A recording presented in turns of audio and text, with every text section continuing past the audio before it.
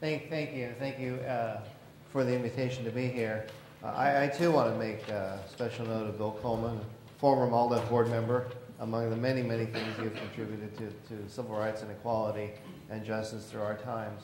And I hope you are as fascinated as I am and impressed by the speakers you've already heard, and because that sets the tone for not only this coming week, but for the next 4 years and beyond, the next 8 years rather, and beyond.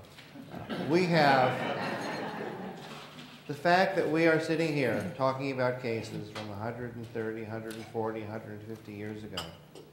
In 100 years from now, 150 years from now, because I've known and worked with many of you over the past years, I know that people in the next century will be talking about the work that we do together, we've done over the past few years, and we'll be doing together over the next decade. The critical importance of restoring the Constitution and protecting people's rights. And in the same way that the road from Lincoln to Obama, with the Gettysburg Address of making sure that the government is of the people, by the people, and for the people. It stresses people rather than citizens, which is the framework that is of greatest importance to the Mexican-American Legal Defense and Educational Fund. We are still fighting. We are still fighting to be considered people in the United States. That's interesting. You go back and look at the Civil War amendments and look through some of the legislative history, and Senator Howard of California always comes into play in his comments about it was not intended to prohibit the states from excluding. In that case, in that era, it was mainly the Chinese immigrants who were the subject and targets of xenophobia and hatred. Today, of course, it is more Latino immigrants. And it is instructive as you look through the history of some of the cases, the major cases that came out in the 1880s and 1890s, were cases of immigrants. Yik Guo versus Hopkins, a Chinese-American store owner in San Francisco. The laundryman cases, where the Chinese launderers were treated differently than white launderers in California, and statutes that had no mention of Chinese or whites.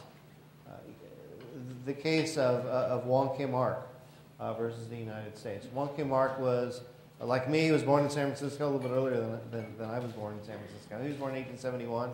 He took a trip out of the country, came back in 1893, came into the port of San Francisco, and they said, well, you can't come in.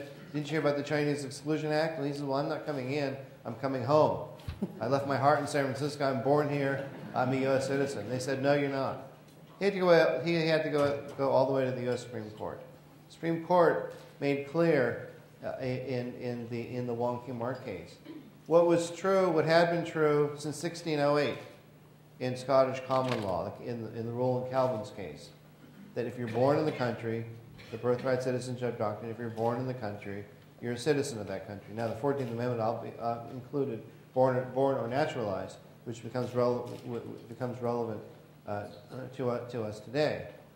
But prior to that time, you could be born in the United States. We got stuck on that doctrine when it came to treating people as 3/5 of a person for census purposes, and the later cases with Indians. And we thought that had been resolved in 1898 with Wong Kim Ark. But still today we have people like Lamar Smith, a ranking member of the House Judiciary Committee, who feels that birthright citizenship shouldn't be applied to the children of undocumented immigrants, and on and on.